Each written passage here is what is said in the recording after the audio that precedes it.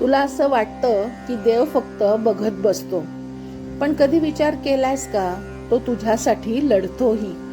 भक्तासाठी भगवान स्वतः शस्त्र उचलतो हा विश्वास तुझ्यात आहे का, असं समर्थ आपल्याला या श्लोकातून विचारतायत. या श्लोकात समर्थ रामदास स्वामी भगवंताच्या ब्रीद म्हणजे वचनबद्धतेचा आणि भक्तरक्षणाच्या कर्तव्याचा अत्यंत प्रभावी उलगडा करतायत.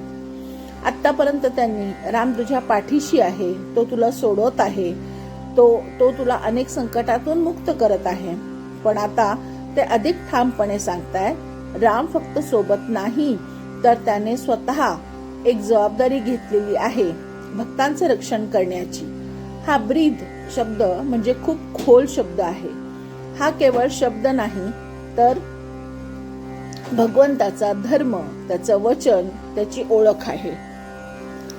श्लोक क्रमांक 29. पदी राघवाचे सदा ब्रीद काजे, बळे भक्तरी पुशिरी कांबी वाजे, पुरी वाईली सर्व जेणे विमानी, नुपेक्षी कदा रामदासाभिमानी. जय जय रघुवीर समर्थ. पदी राघवाचे सदा ब्रीज गाजे. यावेळी समर्थ रामाच्या ब्रीदाचा अतिशय खोल अर्थ सांगतात. पदी म्हणजे चरणी, म्हणजे जिथे फक्त नम्रतेने शरण जातो असं. गाजे म्हणजे सतत घुमत राहणे. याचा अर्थ असं, राघवाच्या चरणी एकच गोष्ट अखंडपणे घुमत असते, ते म्हणजे भक्ताचे रक्षण करणे. हे माझे ब्रीद आहे. ब्रीद हा शब्द इथे अत्यंत महत्वाचा आहे. समर्थ अनेक ठिकाणी हा शब्द वापरतात. म्हणजे भगवंताने भक्ताला दिलेले एक वचन, एक आश्वासनच आहे. समर्थांच्या अभंगात चरणी ब्रीदाचा तोरड असाही त्याचा उल्लेख आहे. करुणाष्टकात ते रामाला जणू सांगतायत, तुमचं ब्रीद आहे ते तुम्ही तोडू नका. म्हणजे अनेक ठिकाणी त्यांनी ब्रीद म्हणजे आश्वासन या दृष्टीने हा शब्द वापरलेला आहे. इथे एक खूप सुंदर भाव असा आहे, जणू भगवंतालाच त्याची जबाबदारीची आठवण करून दिल्यासारखं आहे. म्हणजेच भक्ताला भगवंतावर विश्वास ठेवण्याचा अधिकारच आहे असा यातून अर्थ प्रतीत होतो. या ओळीतून साधकासाठी एक महत्वाचा संदेश आहे. ते म्हणजे तू जेव्हा रामाच्या चरणी जातोस तेव्हा तू एकटा राहत नाहीस, कारण त्या चरणी आधीपासूनच एक वचन आहे, ते म्हणजे तुझं रक्षण होणारच. बळे भक्त रिपू शिरी कांबी वाजे. या ओळीत समर्थ रामांच्या रक्षणकर्त्या स्वरूपाचा अत्यंत प्रभावी उलगडा करतात. कांबी वाजे म्हणजे धनुष्याने प्रहार करणे. म्हणजे राम स्वतः आपल्या भक्तांच्या शत्रूवर प्रहार करतो. भक्ताला त्रास देणाऱ्यांना भगवान शिक्षा करतो. पण याचा खोल अर्थ समजून घेतला तर असा होतो, भक्त रिपू म्हणजे फक्त बाह्य शत्रू नाही तर आपल्या अंतर्मनातील शत्रूंचाही राम नाश करतात. अंतर्मनातील शत्रू म्हणजे कुठले? काम, क्रोध, लोभ, मोह, मद, मत्सर, अहंकार ह्या सगळ्या रिपूंना सुद्धा राम हरण करतात. जेव्हा साधक रामभक्तीत स्थिर होतो तेव्हा राम स्वतः या शत्रूंवर प्रहार करतो.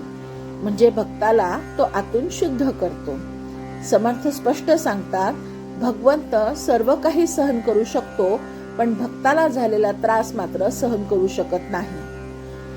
भक्तास रक्षिले मागे आताही रक्षिते पहा, मर्दिले पूर्वीचे पापी असं समर्थांनी त्यांच्या अनेक ग्रंथांमधून जे काही शिवाजी छत्रपती महाराजांचा राज्याभिषेक झाला त्यावेळेस जे समर्थांनी उल्लेख केलेला आहे तो शिवराय संदर्भात हा उल्लेख त्यांनी त्यांच्या पुस्तकांमधून केलेला आहे.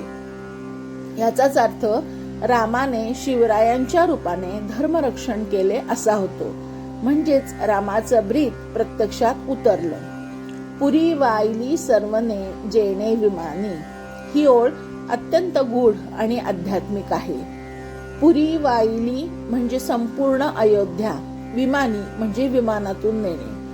रामाने अयोध्यावासियांना पुष्पक विमानातून नेले हा इतिहास आहे. पण समर्थ इथे फक्त कथा सांगत नाहीत, ते त्याचा आध्यात्मिक अर्थ देतात. विमान म्हणजे उच्च आध्यात्मिक अवस्था. रामाने आपल्या भक्तांना इतक्या उंचीवर नेलं की ते जणू त्याच्या सोबतच राहू लागले. म्हणजेच भक्तांचा उद्धार करून त्यांना मुक्तीकडे नेलं. यामध्ये अजून एक महत्वाचा मुद्दा असा, रामाच्या दृष्टीने लहान मोठा, श्रीमंत गरीब, आपले परके असा भेद नाही. तो सर्वांना समान आणि प्रेमानेच वागवतो. याचाच अर्थ असा, भगवंत फक्त संकटातून बाहेर काढत नाही, तर आयुष्याला उंची देतो. नुपेक्षी कदा रामदासाभिमानी ही ओळ ह्या श्लोकाचा अंतिम आणि ठाम निष्कर्ष आहे. राम आपल्या भक्तीची कधीही उपेक्षा करत नाही. अभिमानी म्हणजे आपल्या भक्तांचा ज्याला अभिमान आहे असा तो. इथे अभिमान म्हणजे अहंकार नाही, तर अभिमान याचा अर्थ प्रेम, आपलेपणा आणि जिव्हाळा असा आहे, जो भक्तीशी संबंधित आहे. जिथे प्रेम असतं, जिथे दुर्लक्ष असू शकत नाही, जिथे आपलेपणा असतो तिथे त्याग असू शकत नाही.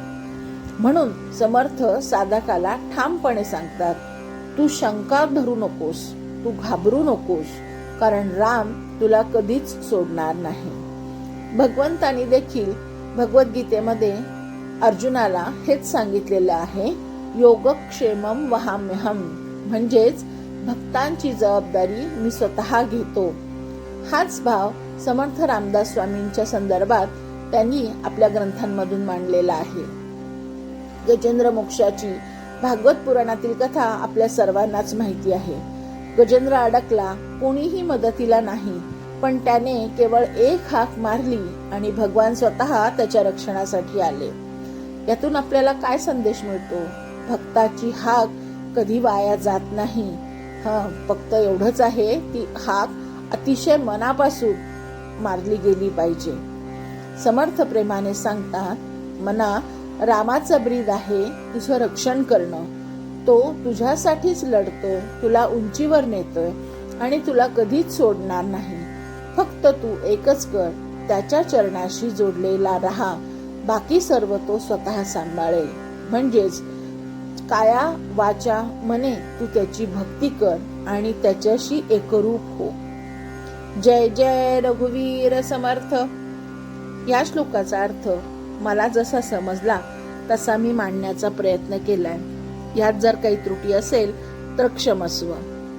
ह्या श्लोकासारखेच इतर श्लोकांचेही अर्थ जर आपल्याला ऐकायचे असतील तर प्लीज माझ्या चॅनलला सबस्क्राईब करा. धन्यवाद.